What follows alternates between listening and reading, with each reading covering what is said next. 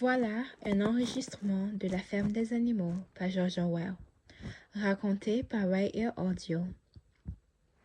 Chapitre 7. Un rude hiver, après les orages, la neige et la neige fondue, puis ce fut le gel qui ne céda que courant février. Vaille que vaille, les animaux poursuivaient la reconstruction du moulin, se rendant bien compte que le monde étranger les observait, et que les humains envieux se réjouiraient comme d'un triomphe si le moulin n'était pas achevé dans les délais. Les mêmes humains affectaient, par pure malveillance, de ne pas croire à la fourberie de boules de neige. Le moulin se serait effondré tout seul, à les en croire, à cause de ses murs fragiles. Les animaux savaient, eux, que tel n'était pas le cas, encore qu'eux l'idée de décider de les répartir sur 3 pieds d'épaisseur au lieu de 18 pouces comme précédemment. Il leur fallait maintenant amener à pied d'œuvre une bien plus grande quantité de pierres.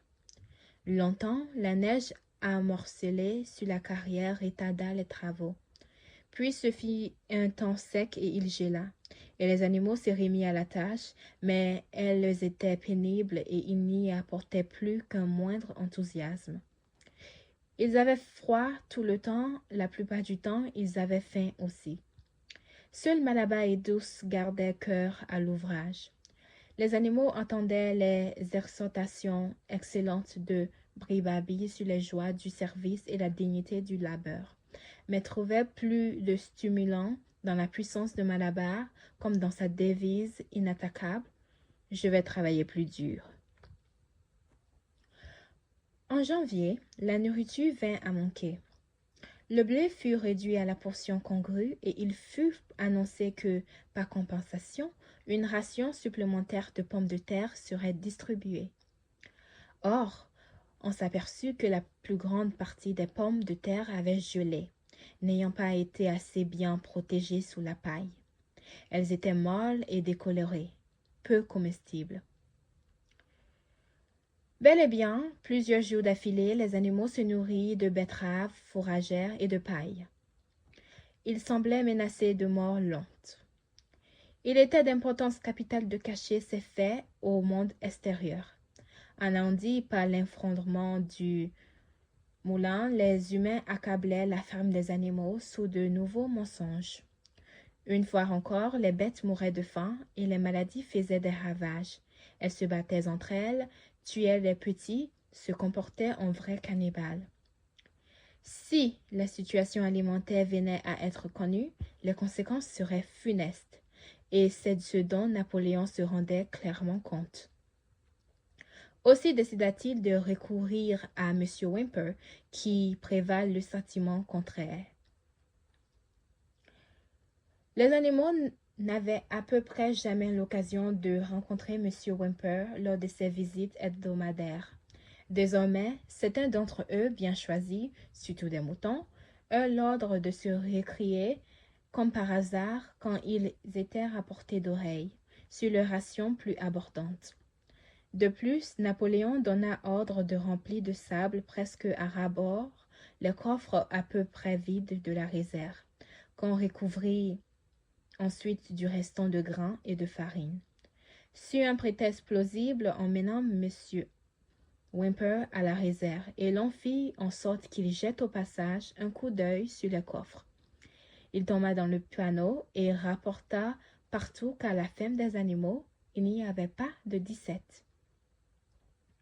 Pourtant, à fin janvier, il devint évident qu'on serait indispensable de s'approvisionner en grains quelque part. À cette époque, Napoléon se montrait rarement en public. Il passait son temps à la maison, où sur chaque porte veillaient des chiens à la mine féroce. Quand il quittait sa retraite, c'était dans le respect de l'étiquette et sous escorte. Cassie Molos l'entourait et grognait si quelqu'un l'approchait de trop près. Souvent, il ne se montrait même pas le dimanche matin, mais faisait connaître ses instructions par l'un des autres cochons, Bribabi en général. Un dimanche matin, Bribabi déclara que les poules, qui venaient de se remettre à pondre, devraient donner leurs œufs. Napoléon avait conclu par l'intermédiaire de Whymper, un contrat portant sur 400 œufs par semaine. En contrepartie, on se procurait la farine et le grain jusqu'à l'été et le retour à une vie moins pénible. Entendant ce qu'il en était, les poules élevaient des protestations scandalisées. Elles avaient été prévenues que ce sacrifice pourrait s'avérer nécessaire, mais n'avaient pas cru qu'on en viendrait là. Elles déclaraient qu'il s'agissait de leur corvée de printemps et que leur prendre leurs œufs était criminel. Pour la première fois depuis l'expulsion de Jonas, il y eut une sorte de révolte. Sous la conduite de 3 poulets noirs de Minoc, les poules tentèrent résolument de faire échec aux vœux de Napoléon. Leur mode de résistance consistait à se jucher sur les chevrons du comble, d'où les œufs pondus s'écrasaient au sol. La réaction de Napoléon fut immédiate et sans merci. Il ordonna qu'on supprime les rations des poules et décréta que tout animal surpris à leur donner fût un seul grain serait puni de mort. Les chiens veillaient à l'exécution de ces ordres. Les poules tinrent bon 5 jours, puis elles capitulèrent et regagnaient leur pondoir. 9 d'entre elles, entre-temps, étaient mortes. On les enterra dans le verger et il fut entendu qu'elles étaient mortes de coccidios. Whymper n'eut pas vent de l'affaire et les œufs furent livrés en temps voulu. La camionnette d'un épicier venait les enlever chaque semaine. De tout ce temps, on avait revu Boule de Neige, mais on disait que sans doute il devait se cacher dans l'une ou l'autre des 2 fermes voisines, soit Pforzheim, soit Pinchfield. Napoléon était alors en termes un peu meilleurs avec les fermiers. Il faut dire que depuis une dizaine d'années, il y avait dans la cour, sur l'emplacement d'une ancienne étrère, une pile de madriers. C'était du beau boire sec que Whymper avait conseillé à Napoléon de vendre. De leur côté, M. Pilkington et M. Frédéric se désirèrent la quererie. Or, Napoléon hésitait entre les 2 sans jamais se décider. On remarqua que chaque fois qu'il penchait pour M. Frédéric, Boule de Neige était soupçonné de se cacher à Pforzheim, au lieu que si Napoléon inclinait pour M. Pilkington, alors Boule de Neige s'était réfugié à Pinchfield. Et soudain, au début du printemps, une nouvelle alarmante. Boule de Neige hantait la ferme à la nuit. Les mois des animaux fut tel qu'il faillit en perdre le sommeil. Selon la rumeur, Boule de Neige s'introduisait à la faveur des ténèbres pour commettre 100 méfaits. C'est lui qui volait le blé, renversait les seaux à lait, cassait les œufs, piétinait les semis, écorçait les arbres fruitiers. On prit l'habitude de lui imputer tout forfait, tout contretemps. Si une fenêtre était brisée, un égout obstru, la faute lui en était toujours attribuée, et quand on perdit la clé de la réserve, dans la ferme entière, ce fut un même cri. Boule de Neige l'avait jeté dans les puits. Et chose bizarre, c'est ce que les animaux croyaient toujours après qu'on eut retrouvé la clé sous un sac de farine. Unanime, les vaches affirmaient que Boule de Neige pénétrait dans l'étable par surprise pour les traits dans leur sommeil. Les rats qui se tuaient là avaient fait de leur passé pour être de connivence avec lui. Les activités de Boule de Neige doivent être soumises à une investigation implacable, décréta Napoléon. Escorté de ses chiens, il inspecta les bâtiments avec grande minutie, les autres animaux le suivant à distance de respect. Souvent, il faisait hâte pour flairer le sol, déclarant qu'il pouvait déceler à l'odeur des empreintes de boules de neige. Par un coin de la grange et de l'étable, du poulailler et du potager, qu'il ne renifla à croire qu'il suivait le trait à la trace. Du groin, il flairait la terre avec insistance, puis d'une voix terrible s'écrièrent « Boule de neige, il est venu ici, mon odorat me le dit. » Au nom de Boule de neige, les chiens poussaient des aboiements à fendre le cœur et montraient les crocs. Les animaux étaient pétrifiés d'effroi. C'était comme si Boule de neige, présence impalpable, toujours à rôder, les menaçait de sans danger. Un soir, Bribabil leur fit venir tous, le visage anxieux et tressaillant sur place. Il leur dit qu'ils avaient des nouvelles graves à leur faire savoir. « Camarades, s'écria-t-il en sautillant nerveusement, Boule de neige s'est vendu à Frederick, le propriétaire de Pinchfield, qui complote en ce moment de nous attaquer et d'usurper notre ferme. C'est Boule de neige qui doit le guider le moment venu de l'offensive. Mais il y a pire encore. Nous avions cru la révolte de Boule de neige causée par la vanité et l'ambition. Mais nous avions tort, camarades. Saviez-vous quelle était sa raison véritable? Du premier jour, Boule de neige était de mèche avec Jonas. Il n'a cessé d'être son agent secret. Nous en tenons la preuve de documents abandonnés par lui et que nous venons tout juste de découvrir. À mon sens, camarades, voilà qui explique bien des choses. N'avons-nous pas vu de nos yeux comment il tenta, sans succès heureusement, de nous entraîner dans la défaite et l'anéantissement lors de la bataille de l'étable? Les animaux étaient stupéfiés, pareils comparé à la destruction du moulin. Vraiment, c'était le comble. Il leur fallait plusieurs minutes pour s'y faire. Ils se rappelaient tous, ou du moins croyaient se rappeler, Boule de neige chargeant à leur tête à la bataille de l'étable, les ralliant sans cesse et leur redonnant cœur au ventre, alors même que les bombes de Jonas lui écorchaient l'échine. Dès l'abord, ils voyaient mal comment ils auraient pu être en même temps du côté de Jonas. Même Malabar, qui ne posait guère de questions, demeurait perplexe. Il s'étendit sur le sol, replia sous lui ses jambes de devant, puis s'étant concentré avec force, énonça ses pensées. Il dit « Je ne crois pas ça. À la bataille de l'étable, Boule de neige s'est conduit en brave. Et ça, je l'ai vu de mes propres yeux. Et juste après le combat, est-ce qu'on ne l'a pas nommé héros animal, première classe?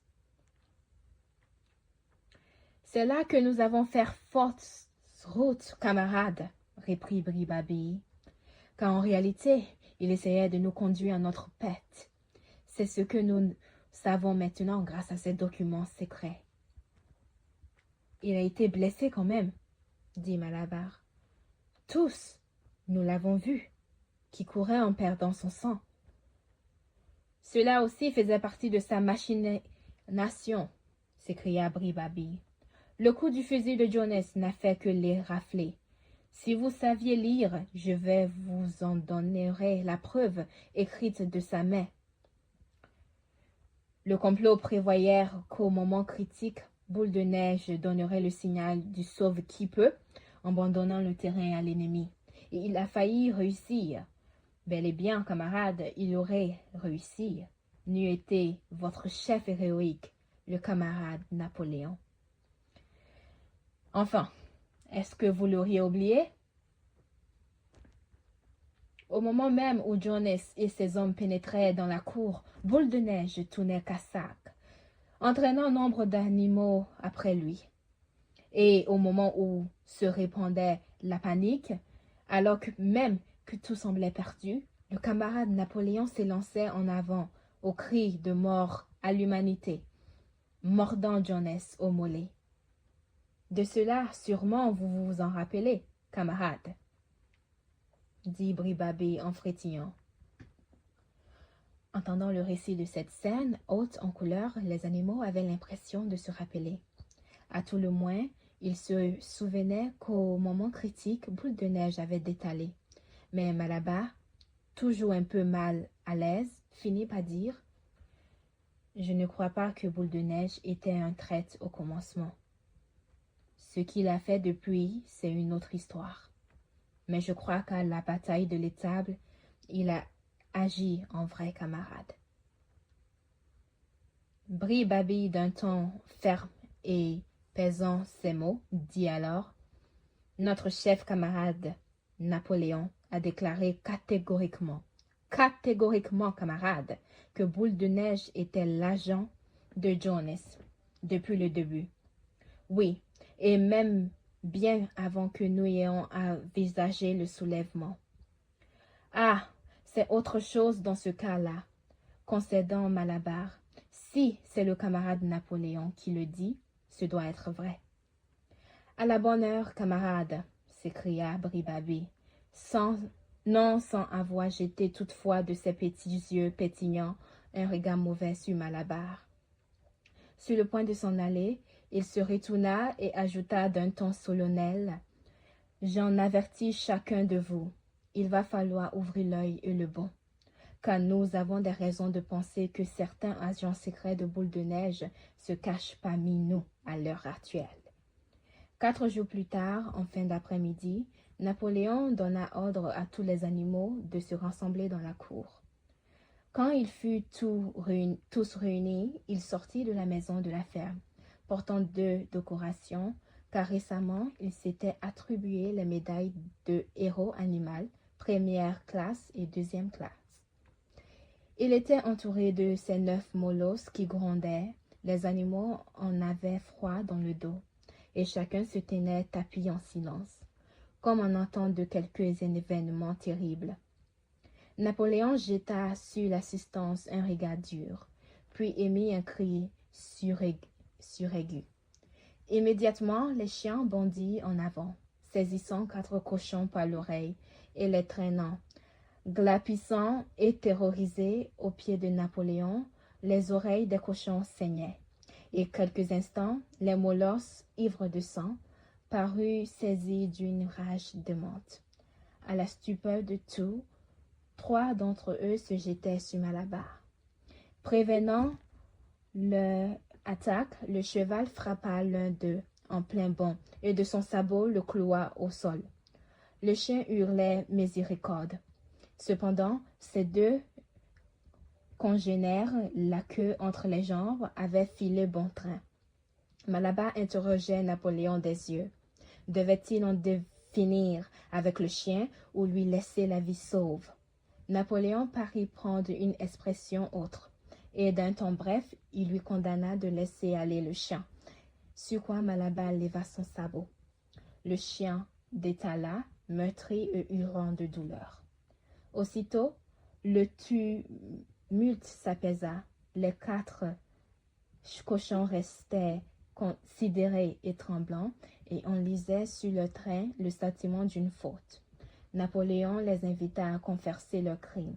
Cependant là, les cochons qui avaient protesté quand Napoléon avait aboli l'Assemblée du dimanche, sans autre forme de procès, ils avouaient. Oui, ils avaient entretenu des relations secrètes avec Boule de Neige depuis son expulsion. Oui, ils avaient collaboré avec lui à l'effondrement du moulin avant. Et oui, ils avaient été de connivence pour livrer la ferme des animaux à M. Frederick. Il fit encore état de confidence du traître depuis des années. Ils étaient bien l'agent secret de Jonas. Leur confession achevée, les chiens, sur le champ, les égorgeaient. Alors, d'une voix terrifiante, Napoléon demanda si nul autre animal n'avait à faire des aveux. Les 3 poulets qui avaient mené la sédition dans l'affaire des œufs s'avancèrent, disant que Boule de Neige leur était apparue en rêve. Il les avait incités à désobéir aux ordres de Napoléon. Eux aussi furent massacrés. Puis, une oie se présenta. Elle avait dérobé 6 épis de blé à la moisson de l'année précédente et les avait mangés de nuit. Un mouton avait, lui, uriné dans l'abreuvoir, sur les instances de Boule de Neige, et 2 autres moutons avouaient le meurtre d'un vieux bélier, particulièrement dévoué à Napoléon. Alors qu'ils avaient un rhume de cerveau, ils l'avaient pris en chasse autour d'un feu de bois. Tout fut mis à mort sur le champ. Et de cette façon, aveu et exécution se poursuivit. À la fin, ce fut, au pied de Napoléon, un amoncellement de cadavres. Et l'air était lourd d'une odeur de sang inconnue depuis le bannissement de Jonas. Quand on en eut fini, le reste des animaux, cochons et chiens exceptés, s'éloigna en foule furtive. Ils frissonnaient d'horreur et n'auraient pas pu dire ce qui les bouleversait le plus, la trahison de ceux ayant partie liée avec Boule de Neige ou la cruauté du châtiment. Dans les anciens jours, de pareilles scènes de canage avaient bien eu lieu, mais il leur paraissait à tous que c'était pis maintenant qu'elles se produisaient entre eux. Depuis que Jonas n'était plus dans les lieux, pas un animal qui en a eu tué un autre, fût-ce un simple rat. Ayant gagné le monticule où, à demi achevé, s'élevait le moulin, d'un commun accord, les animaux se couchaient, blottis côte à côte, pour se faire chaud. Il y avait là Douce, Edmé et Benjamin, les vaches et les moutons, et tout un troupeau mêlé d'oies et de poules. Tout le monde, somme toute, excepté la chatte qui s'était éclipsée avant même l'ordre de rassemblement. Seul Malabar était demeuré debout, se tenant pas en place, en se battant les flancs de sa longue queue noire, en poussant de temps à autre un hennissement étonné. À la fin, il dit « Ça me dépasse. Je n'aurais jamais cru à des choses pareilles dans notre ferme. Il doit y avoir de notre faute. La seule solution, à mon avis, c'est de travailler plus dur. À partir d'aujourd'hui, je vais me lever encore 1 heure plus tôt que d'habitude. » Et de son trot pesant, il fila vers la carrière. Une fois là, il ramassa coup sur coup 2 charretées de pierre qu'avant de se retirer pour la nuit, il traîna jusqu'au moulin. Les animaux se blottissaient autour de Douce et ils se taisaient. Du mal long et où ils se tenaient couchés s'ouvrait une ample vue sur la campagne. La plus grande partie de la ferme des animaux était sous leurs yeux, le pâturage tout en longueur jusqu'à la route, le champ de foin, le bocteau, l'abreuvoir, les labours où le blé vert poussait dru, et les toits rouges des dépendances d'où des filaments de fumée tourbillonnaient. La transparence d'un soir de printemps. L'herbe et les airs chargés de bourgeons se doraient aux rayons obliques du soleil.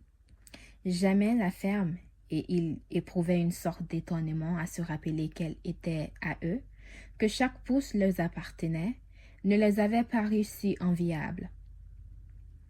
Suivant du regard le versant du coteau, les yeux de Douce s'embuaient de larmes. Eût-elle été à même d'exprimer ses pensées, alors elle aurait dit « Mais ce n'est pas ce que nous avions entrevu quand, des années plus tôt, nous avions en tête de renverser l'espèce humaine. Ces scènes d'épouvante et ces massacres, ce n'était pas ce que nous avions appelé de nos vœux la nuit où Sage l'Ancien avait exalté en nous l'idée du soulèvement. »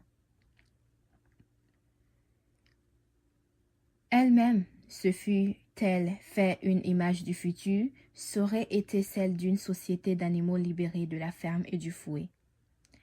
Ils auraient été tous égaux. Chacun aurait travaillé suivant ses capacités. Le fort protégeant le faible. Comme elles avaient protégé de sa patte la couvée de caneton, cette nuit où Sage l'Ancien avait prononcé son discours. Au lieu de quoi, elle n'aurait su dire comment c'était arrivé. Des temps sont venus où personne n'ose parler franc, où partout grognent des chiens féroces, où l'on assiste à des exécutions de camarades dévorés à pleines dents après avoir avoué des crimes affreux. Il ne lui venait pas la moindre idée de révolte ou de désobéissance. Même alors, elle savait les animaux bien mieux pourvus que du temps de Jonas, et aussi qu'avant tout, il fallait prévenir le retour des humains.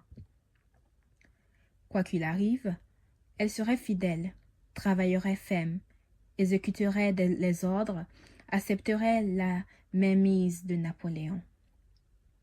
Quand même, ce n'était pas pour en arriver là qu'elle et tous les autres avaient espéré et pris de la peine. Pas pour cela qu'ils avaient bâti le moulin et bravé les balles de Jonas. Telles étaient ses pensées, même si les mots ne lui venaient pas. À la fin, elle se mit à chanter Bête d'Angleterre, se disant qu'elle exprimerait ainsi ce que ses propres paroles n'auraient pas pu dire.